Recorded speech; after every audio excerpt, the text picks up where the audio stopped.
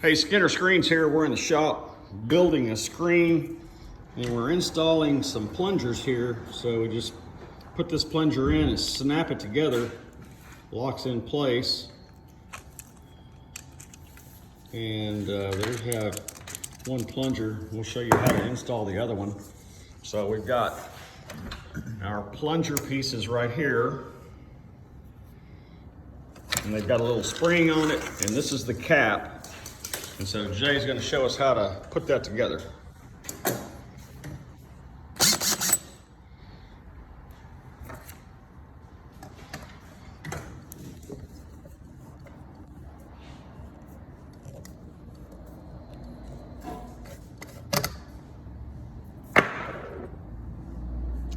This is doing it the hard way.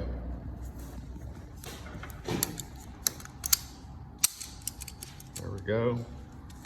Plunger through the hole with the spring. Perfect. Put the cap on, snap it in place.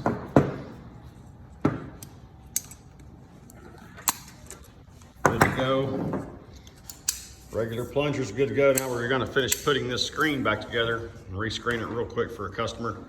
Had to do a quick deal here in the shop. Skinner Screens.